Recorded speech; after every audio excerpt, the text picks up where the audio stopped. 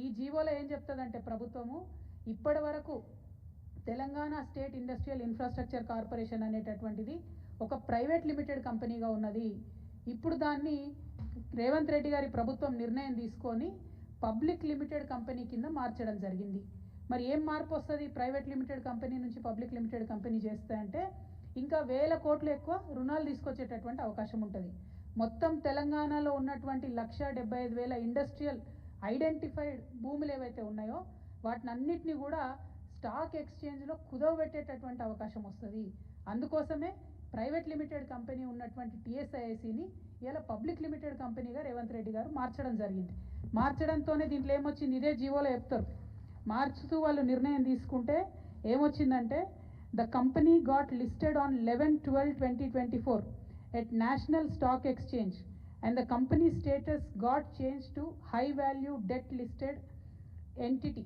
అంటే high వాల్యూలో debt తీసుకోవడానికి, అప్పులు తీసుకోవడానికి, 1000 కోట్ల అప్పులు తీసుకోవడానికి ద్వారాలు తెరిచినటువంటి ప్రభుత్వం, కాంగ్రెస్ ప్రభుత్వం తెరిచినటువంటి ముఖ్యమంత్రి గారు రేవంత్ రెడ్డి గారు. ఇవాళ నేను రేవంత్ రెడ్డి గారిని అడుగుతా ఉన్నా, మీరు ఒకవేళ ప్రైవేట్ లిమిటెడ్ కంపెనీ నుంచి పబ్లిక్ లిమిటెడ్ కంపెనీ చేస్తే పబ్లిక్ దగ్గర ఈ విషయం ఎందుకు దాచిపెట్టినరు? నెల రోజులైతే ఈ విషయాన్ని, ఈ జీవోను ఎందుకు మీరు వెబ్సైట్లో పెడతలేరు? ఎందుకు మీరు ఎక్కడ సమావేశాల్లో చెప్తలేరు? ఒకవేళ ఈ మార్పు చేయడానికి, private limited to public limited చేయడానికి మీరేమైనా నిపుణుల కమిటీ వేసిండ్రా? ఎందుకోసం తెలంగాణ భూములన్నీ తీసుకుపోయి స్టాక్ ఎక్స్చేంజ్లో కుదవబెడుతున్నారు? స్టాక్ ఎక్స్చేంజ్ మన చేతిలో ఉంటుందా? దానిలో ఒకసారి లాభాలు రావచ్చు, ఒకసారి నష్టాలు రావచ్చు.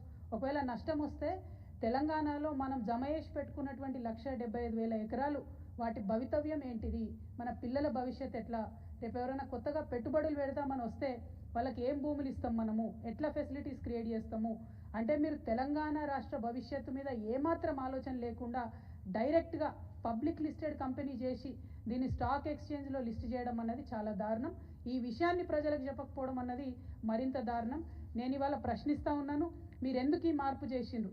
మార్పు చేసినట్టయితే ప్రజలకు ఎందుకు చెప్తలేరు? ఇంత రహస్యం ఏమున్నది ఈ జీవోలో అన్నది నేను అడుగుతా ఉన్నాను.